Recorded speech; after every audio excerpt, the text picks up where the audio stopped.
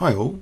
An important question for those facing 1e4 is sometimes whether or not to play a surprise opening or slightly offbeat opening, hoping to get the opponent to improvise early. We have a fascinating encounter in round 9 of the Grand Prix tournament played in Baku, where Andreikin was playing Caruana, and after 1e4, Caruana played d5. I believe this is outside of his normal opening repertoire. The Scandinavian defence, or centre countering in the centre, is thought to be a little bit on the unsound side. Nc3 condemned this opening as a loss of time, but there's been some new ideas in recent years for how to treat this opening. White played e takes d5, after queen takes d5, knight c3.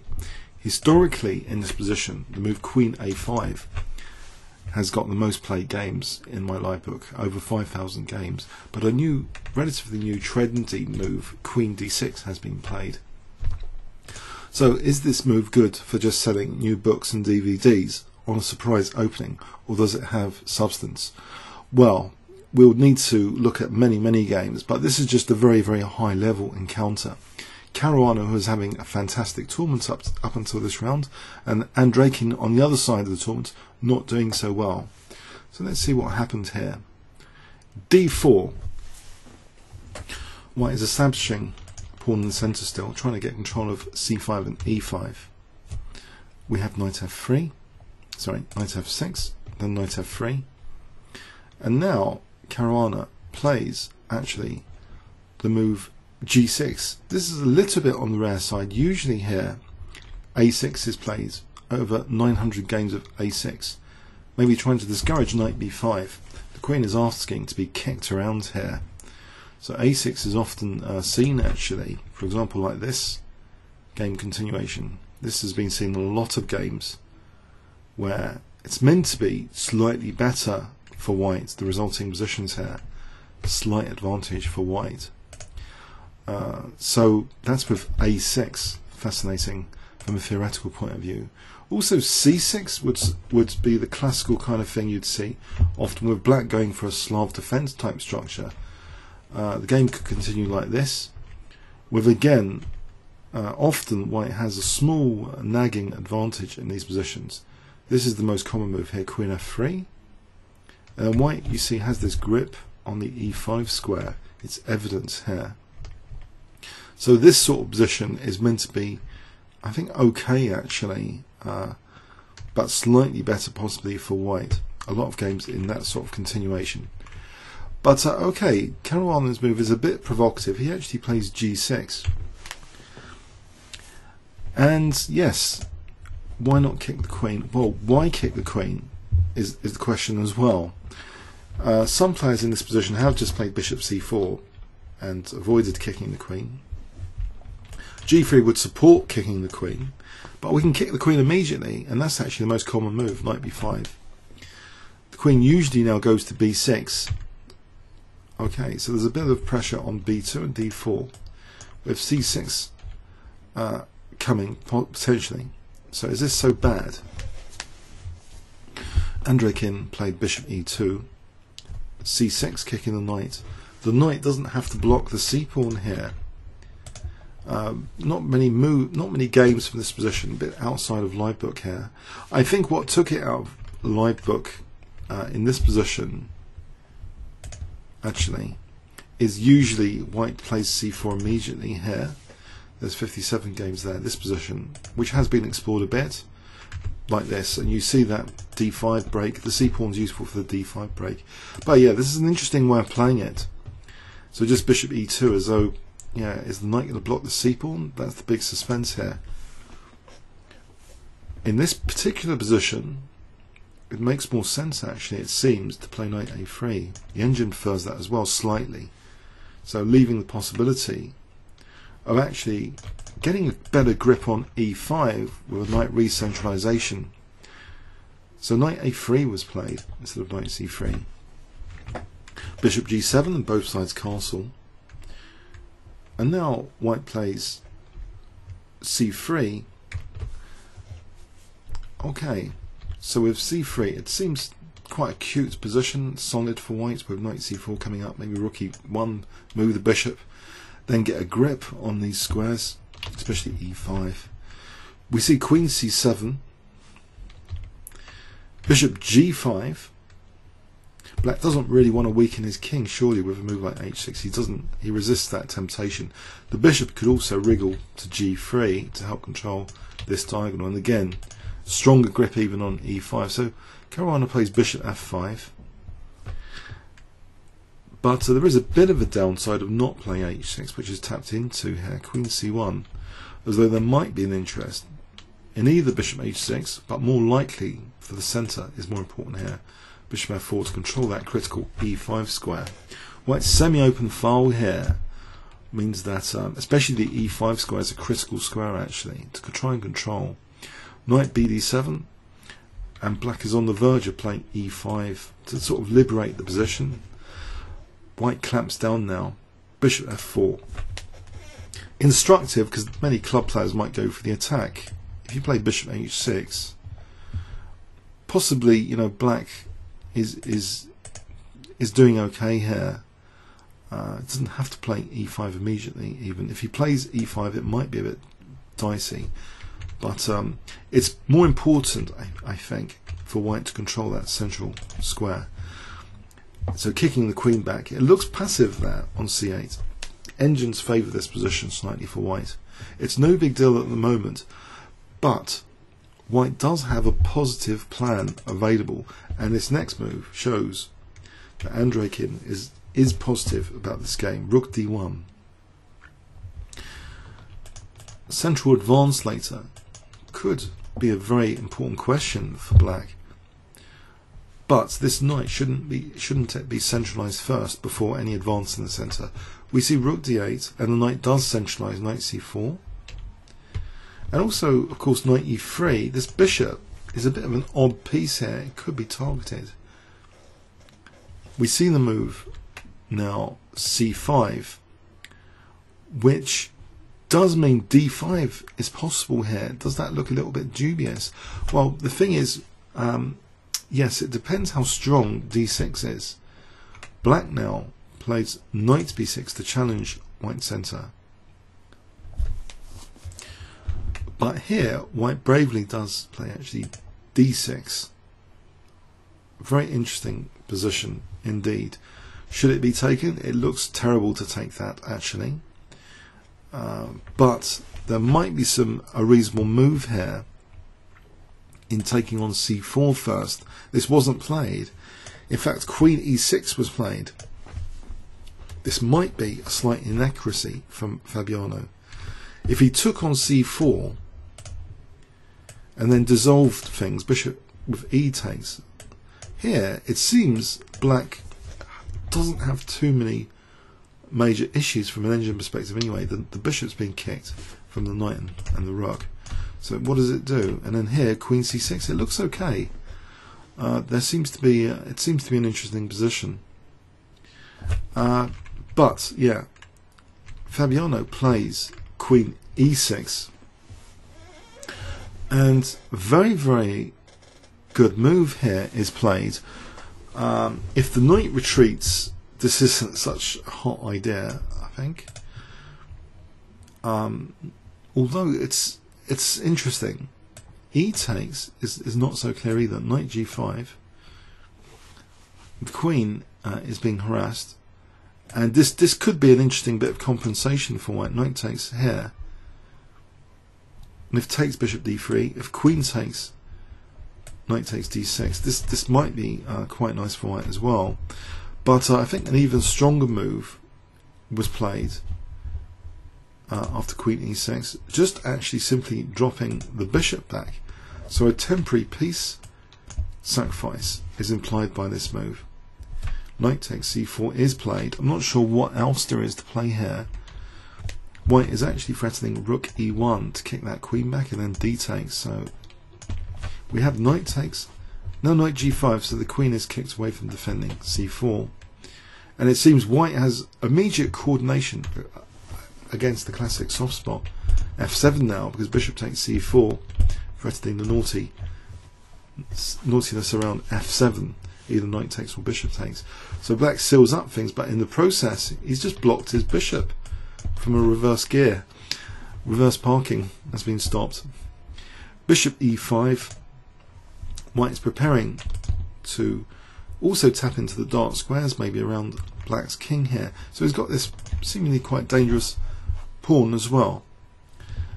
And pressure could be built up here. The move f3 would be useful to try and trap the bishop, for example. So there's some useful moves coming up for white. Queen c6.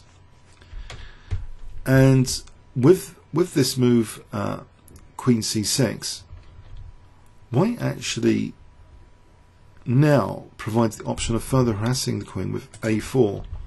So bishop b5 to kick the queen back would be fun. Especially the knight's controlling e4 at the moment, so there's no time for h6 without bishop b5. Black stops the use of b5 from the bishop a6. But now the bishop decides, hang on, I can harass the queen like this. Bishop e2, kick the queen back with bishop f3, why not? And gain better control of the position, and also support the idea of g4, trying to trap this guy. So, multi-purpose. Caruana is in a difficult position. He played c4, and now a strong move which highlights, underlines the bishop hasn't got many squares. Maybe Caruana's trying to give d3 at least for the bishop, but rook d4 shows an intent of not just taking here or taking here, but maybe g4 in the future. So it seems a nice move, or just doubling, maybe, or queen e1 to double rooks, maybe later. So we see queen c5, an interesting move hitting the bishop. Okay, so the bishop is protected, and now b5 is played, protecting that c-pawn. And here we go back to the story of the bishop. It's like Achilles' heel in black's position. White plays h3, so potentially g4 is a very handy move here still to try and embarrass that bishop. We see h6 being played, and now things get really interesting. g4 immediately might be answerable with bishop d3.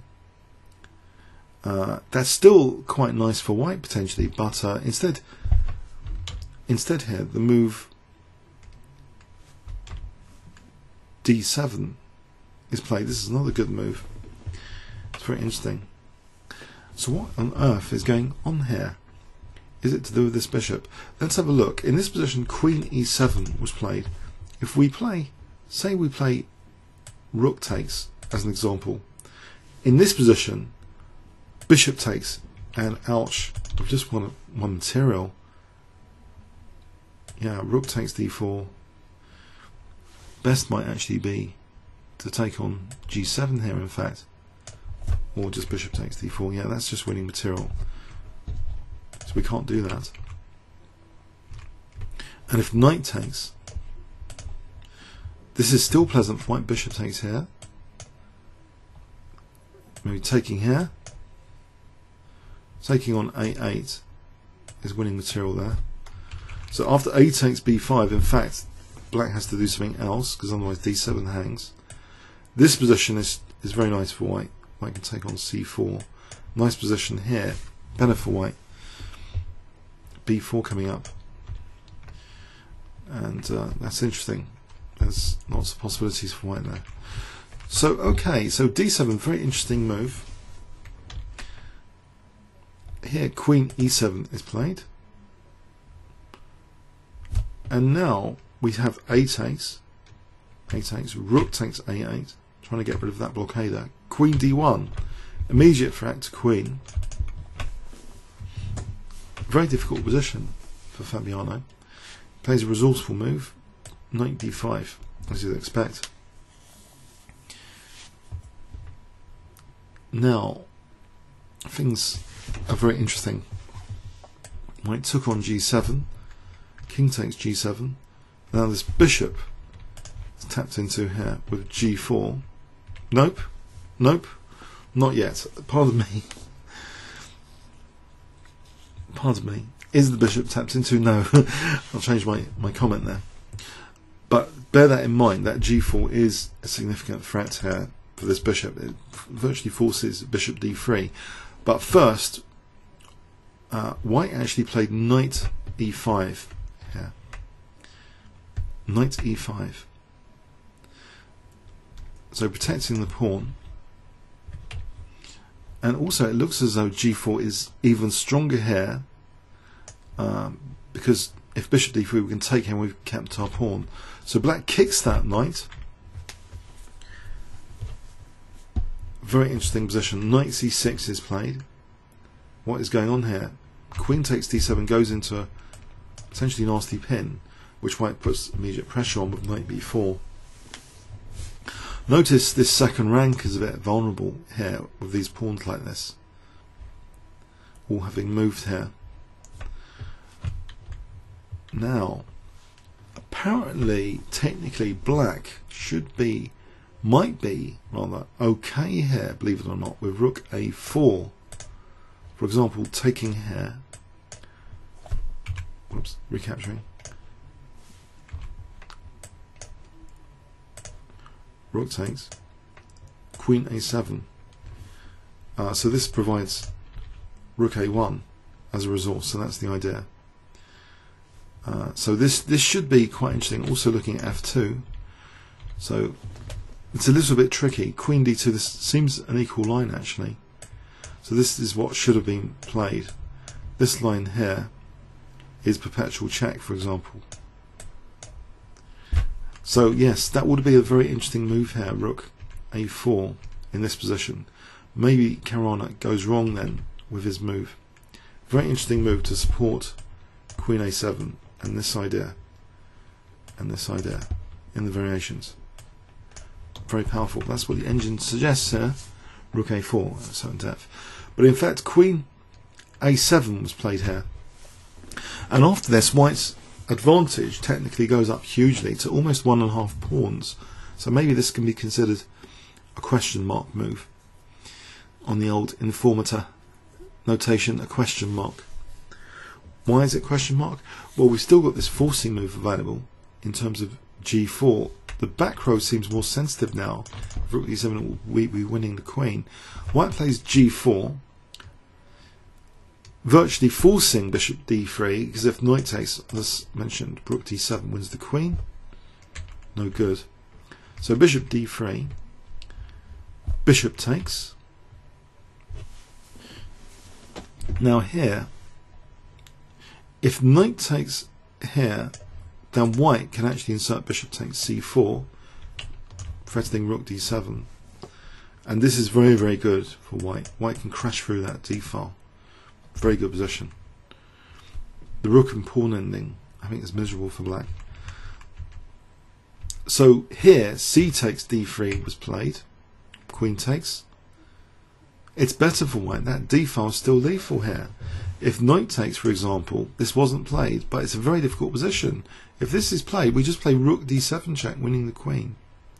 And although the white queen is attacked, in this position, that would be a disaster actually, because of queen d2 eyeing h6.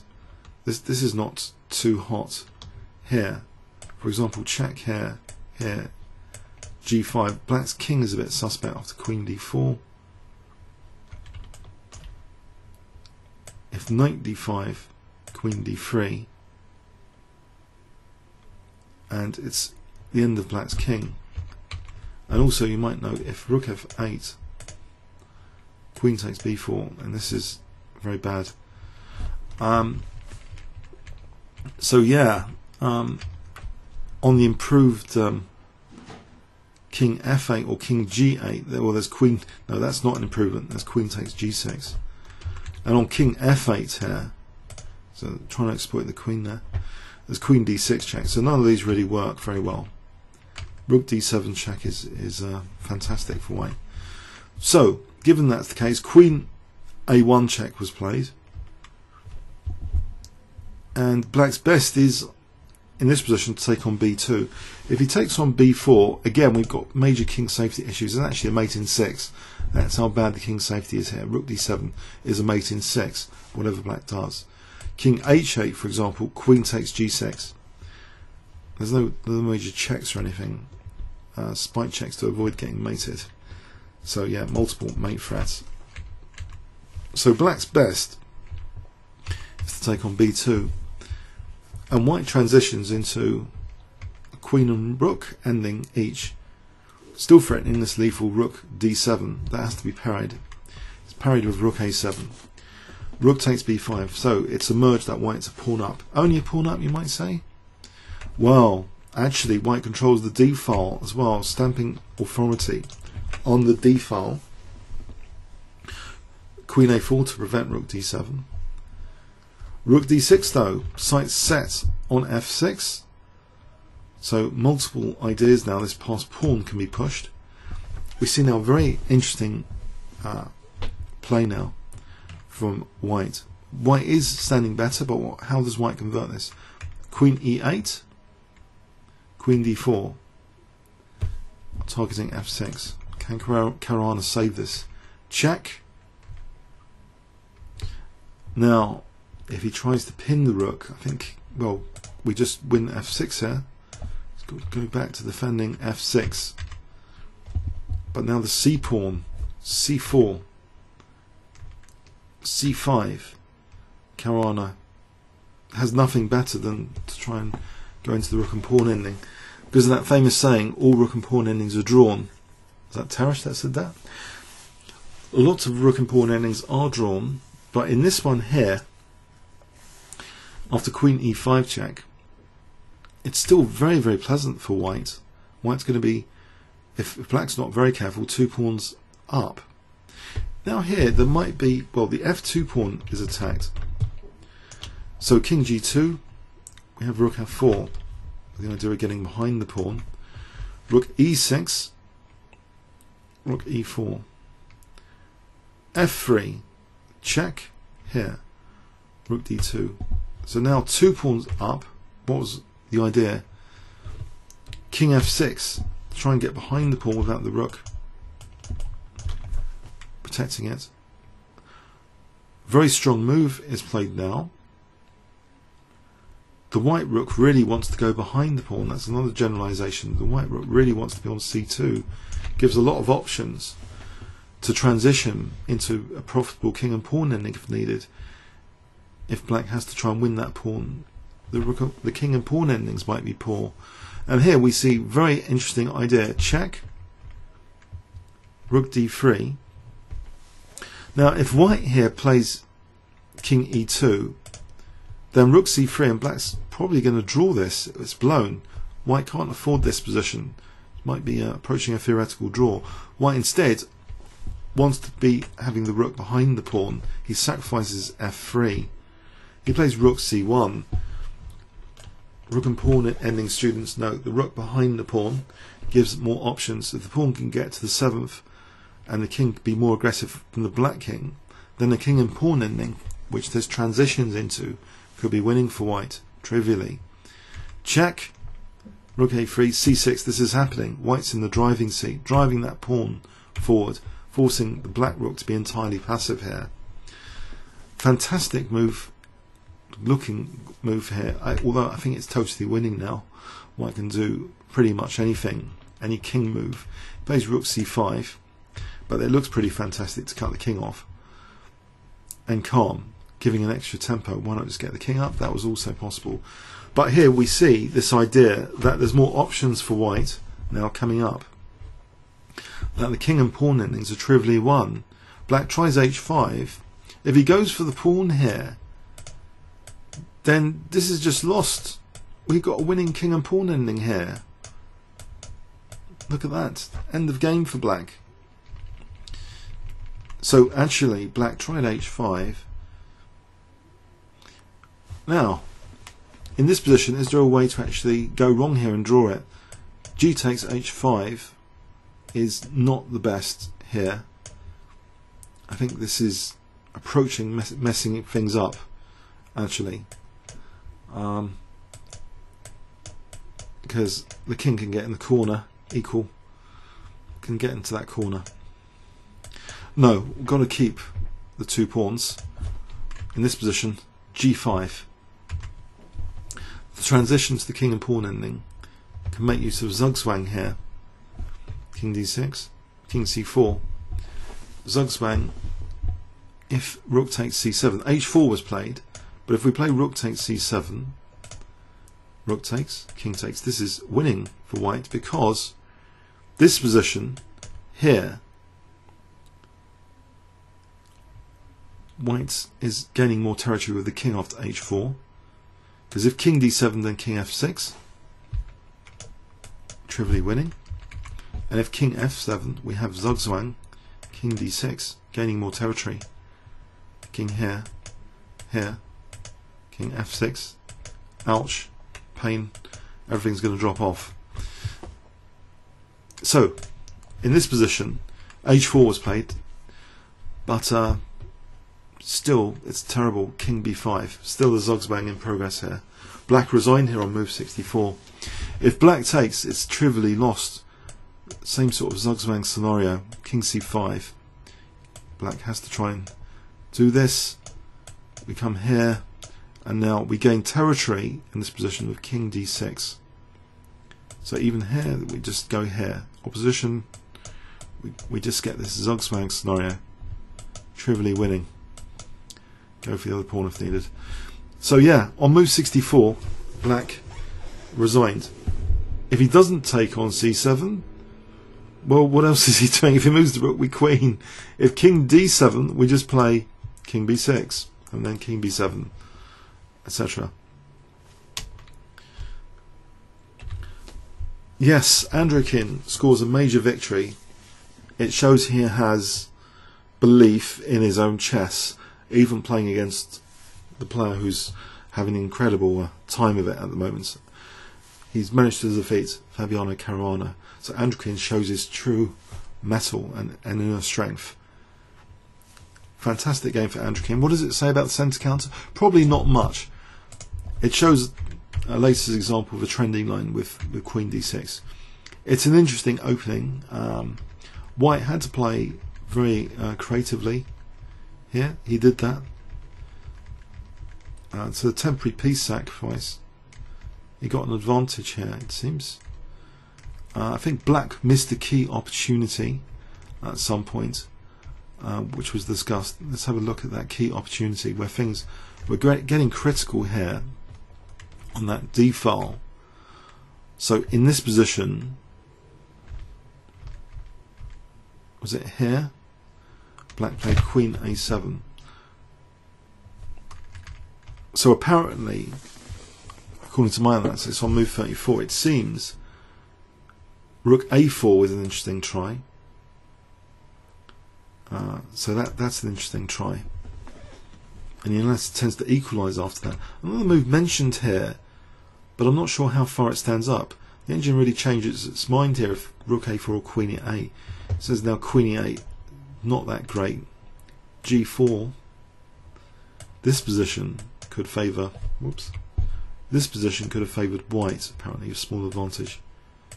So yeah, the way to go. It seems, although this is better than game continuation, it's only a small advantage for white there. But the way to go, it seems, was rook a4. What a move! Rook a4 with queen a7. That battery. So maybe that's something to bear in mind as a rule of thumb, that sometimes batteries are useful. It does create an additional threat of rook a1. Also looks at f2, that sensitive f2 square from afar. So interesting move rook a4. If that really equalises, that's subject to theoretical debate here. But apart from that, yeah, it started to go really downhill now after this move. Advantage went shot up to 1.5 to white here after g4. White's crashing through that d file. Just yeah, it's going into a position where he dominates the d file. Black's just going into a passive state. Has to go into this sort of ending because white's just going to drive his pawn forward and maybe rook d7 painfully. So, but this was expertly done, giving up the f pawn having confidence in the king and pawn ending transition, that will be enough, even if he loses the c pawn, that the power of Zugzwang will win the game for white here. So well done, Andreikin, fantastic stuff. Comments or questions on YouTube? Thanks very much.